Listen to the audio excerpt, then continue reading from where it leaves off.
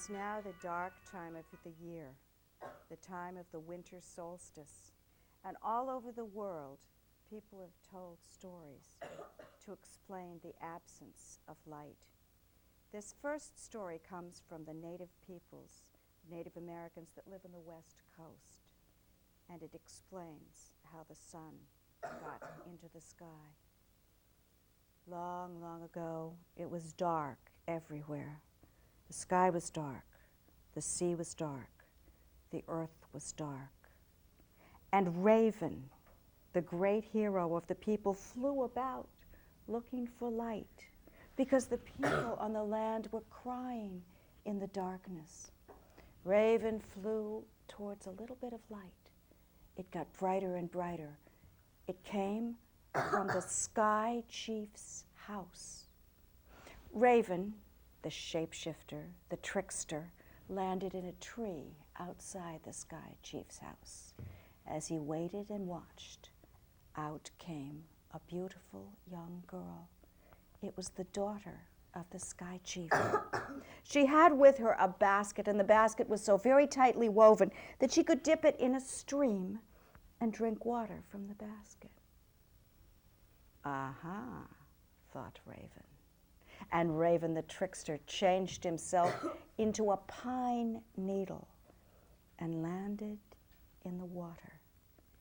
And the girl dipped the basket into the water again, and she took a long, cool drink, and she swallowed the pine needle. 9 months later, she gave birth to a little baby boy. He had soft black hair and tiny black eyes. Who do you think it was? It was Raven.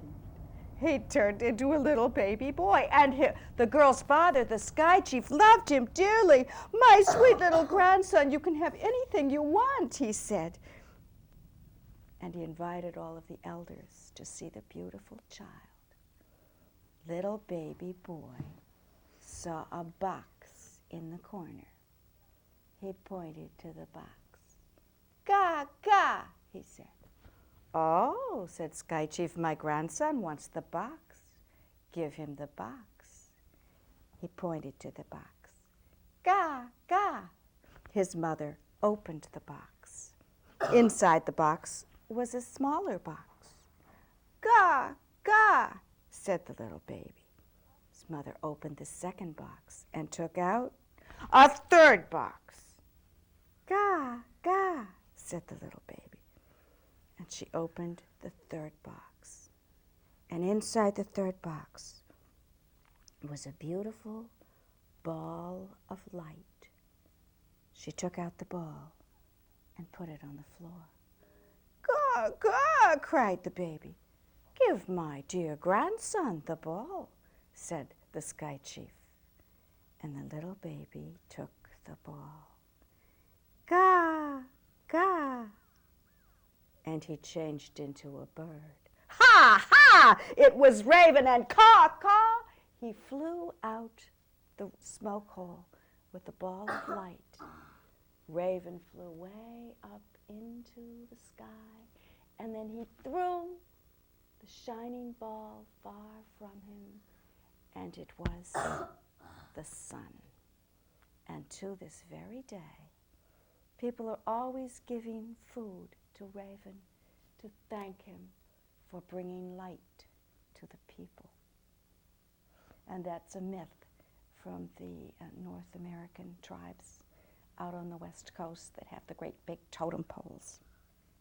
Now this next story is very different. The first time that I heard this story, I was down at Provincetown at a festival for a woman who had collected a lot of stories and told a lot of stories. Her name was Ruth Sawyer, and this is one of her books called The Long Christmas. Now, there was a bunch of storytellers, and we told her stories to her. And I told an Irish story. And my boss, who was German, told a German Christmas story. And a tiny little woman named Mrs. Lord told this story. It is called Fiddler, Play Fast, Play Faster. and it comes from the Isle of Man. The Isle of Man is a small island between Ireland and England. And if you come from the Isle of Man, you're called a Manxman, or a Manx woman, or a Manx boy, or a Manx girl. And the most famous thing from the Isle of Man is the Manx cat. They're born without tails.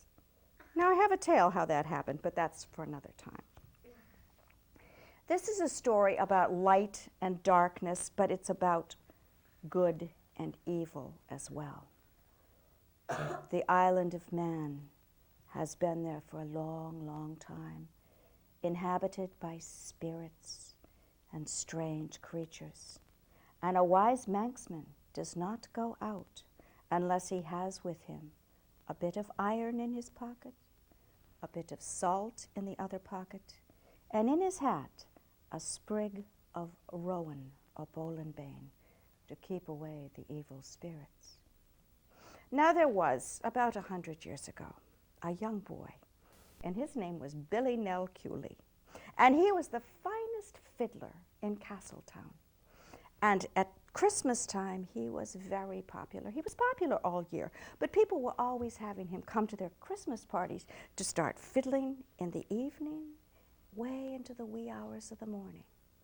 And as he would leave the parties, he would call out to the farmers who were still in their bed, the hour, 3 in the morning, and the weather cold with a mist over all.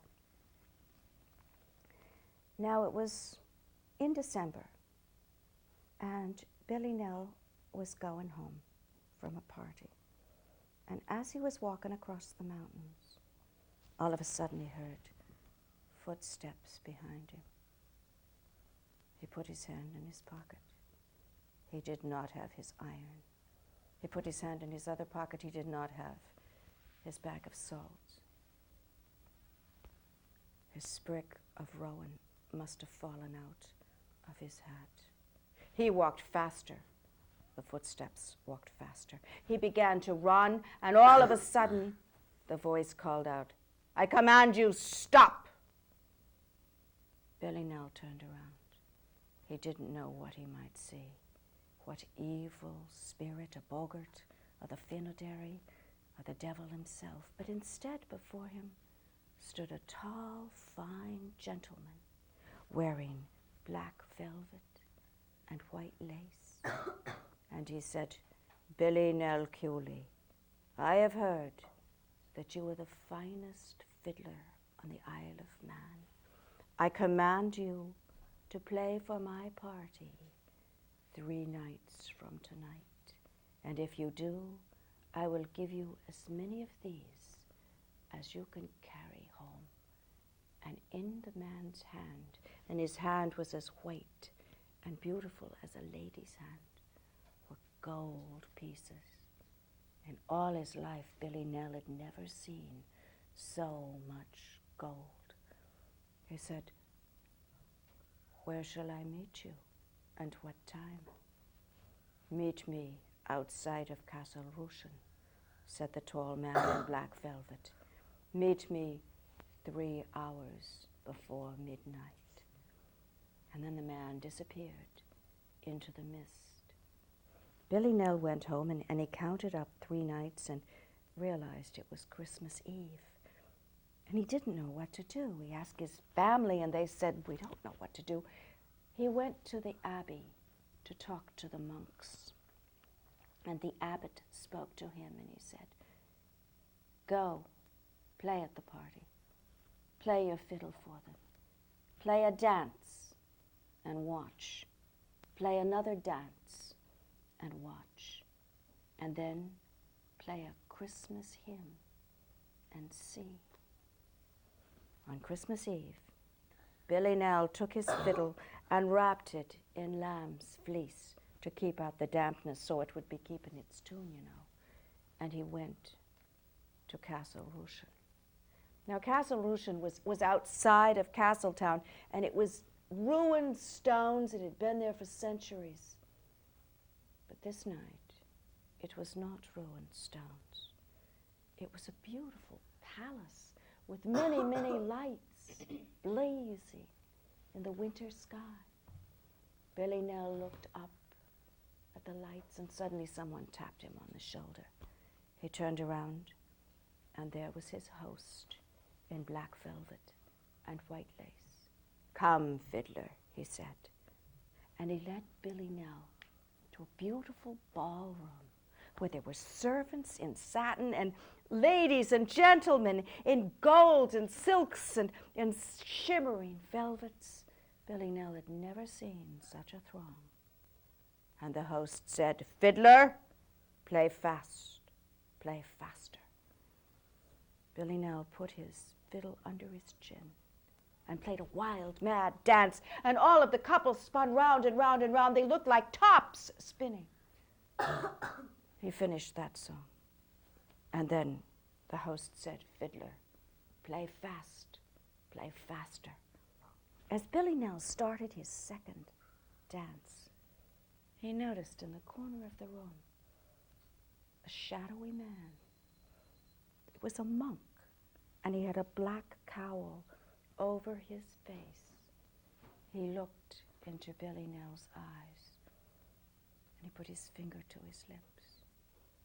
Then Billy Nell remembered an old story that he had heard. Many, many years ago, a monk had fallen asleep while saying Christmas Mass, and as a punishment, the devil had seized his soul. Billy Nell wondered if this was the same monk. And then he also remembered what the abbot had told him. He finished out the dance with the host calling out, "Fiddler, play fast, play faster." "Master," he said, "I play faster and faster." Then he paused, took a deep breath, looked around the room, and he put his fiddle under his chin, and he began to play a Christmas hymn. Adeste fideles, laete triumphantes, venite, venite in Bethlehem. Lautum videte, regum angelorum, venite, venite in Bethlehem. And as he played, all of the dancers began to scream, and the servants turned into skeletons, and the spinning dancers became wraiths that disappeared in a puff of smoke. And that monk in the corner disintegrated into a pile of dust. But in that dust, there was a glowing light. Billy Nell picked it up and knew that it was the monk's soul. And he threw the soul into the heavens, where it blended in with the stars. He looked about. Castle Rushen was a pile of ruined stones once again. And as Billy Nell went home, he called out the hour. 3 a.m, and the weather. The sky is clear. It's Christmas Day.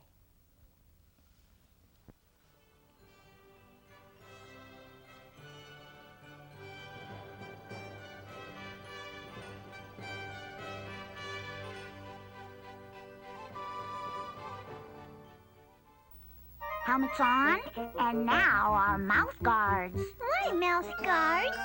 You should always wear a mouth guard while playing sports, whether you're playing baseball, basketball, skateboarding, football, or riding your bicycle. Mouth guards protect your teeth and your smile, and mouth guards are cool. Cool!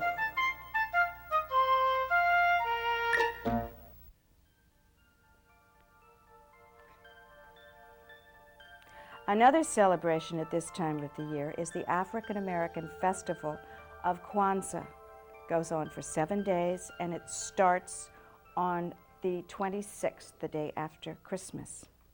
And on the first day, a black candle is lit, and there is a basket of many different kinds of fruit representing unity. And this is a story to teach the principle of unity. 7 brothers and sisters. There was a farmer and his wife, and they had 7 children, and their neighbors would say, "Aren't you lucky to have such fine, healthy children? And they'd say yes. But sometimes they weren't so sure because their children could cause more trouble. They would get into such fights at the house, and there would be such, he hit me, no, she did, and particularly at mealtime. Well, there was one dinner. The mother had just served up a bowl of stew to her husband, and her husband had just served his wife a bowl of stew in return. But before they could even dish up the food for the children, they began to grab at the food, and they started yelling and throwing the food. And the father said, "That's it. Clean up the mess and then go to bed." And the parents had a little talk. The mother said, "I think our children are really good-hearted." "Yes," said the father, "but I think they need to be taught a lesson." The next day, when the children got up, they did their chores as usual, but when they came in to eat their breakfast, they gathered around the table and they expected to find the bowl of steaming rice that was there every morning, but there was no food on the table. Instead, at each plate, there was a bundle wrapped up in beautiful cloth. And the father said, "We're going to go into the forest. Take your bundles with you." Well, they liked going into the forest, and they eagerly followed their parents down the path. And they noticed that the mosquitoes kept biting them, and there were snakes gliding across the path, and the thorns seemed to tear at their legs and arms. They finally came to a clearing in the forest. And the father said, "Your mother and I want you to find something here. Don't come home until you have found it." And then the parents left the 7 children in the middle of the forest. Now maybe you think this is going to turn out like Hansel and Gretel, but let's see what happens next. Well, each child was sure that he or she knew the way home, so they wandered off in their own directions. And after a while, they all sat down by themselves, alone, and opened the bundles. Now, the oldest girl, in her bundle, she found 2 flint stones. And the second one found a bundle of sticks. And the third one found a net made out of very fine string. The fourth one found a warm blanket. The fifth one found a canteen of water. The sixth one found a loaf of mother's banana bread. And the seventh, the very littlest, found a cloth with strange markings on it. And all of a sudden, that little child heard wild animals in the forest and began to cry and scream, and all the other brothers and sisters came to see if anything was wrong. And the oldest sister said, "It's really cold and dark here. I have 2 stones, and if I rub them together, I could make a spark, and maybe I could start a fire, and you could use my sticks," said the second one. So they all felt better after they had a nice warm fire going. "You know," said the third one, "I'm getting really tired of being bit by all these mosquitoes. Maybe if I put this net up like a tent, we could keep away the bugs." And they did. They sat down, they were much more comfortable. And then the one that had a canteen of water passed it around. "You all want a drink?" And then the one that had the banana bread said, "How about some of Mama's delicious banana bread?" And they all felt better after they'd eaten. And then the littlest one said, "I don't know what my present is." And the oldest girl took this piece of cloth and said, "You know what it is? It's a map that shows us how to get home. We'll all go home tomorrow when the sun rises." So they slept in the forest, all lying on that blanket. And then in the morning, they followed the map and they got back home where their parents were waiting for them. "What did you find in the forest?" said their father. "We found out," said the 7 children, "that we all needed to work together in order to get home." "That's right," their parents said. "And now that our family has unity, there's nothing we can't do. Especially," said the youngest one, "if we eat lots of Mama's banana bread." And that's the story of the 7 children. And this is another story about a lot of children It doesn't take place in Africa like that one. It takes place in Scotland. And it comes from this little book that I found at a secondhand bookstore in Brighton called Tell Me a Story for Christmas, Traveler Tales by Duncan Williamson. Well, there was a woman, and she had 7 or 8 children. They were like little stair steps, and she had a terrible time feeding all of them, for she had no husband to help her. Now, she could get some vegetables in the summer, and she could borrow some eggs and some milk from her neighbors, but now it was getting on to winter, and it was close to Christmas time, and she had absolutely no food to feed her children. And the children kept saying, "Mammy, make us something to eat. We're starving to death." And she'd say, "Well, I'll tell you a story." But stories didn't fill their bellies. And then it was Christmas Eve. And they said, "Mammy, make us some potatoes." "I will," she said. "I'll boil us up some potatoes." She didn't have any potatoes. She went out into her garden. And in the summer, she'd taken white, smooth stones from the stream, and she'd lined her garden path.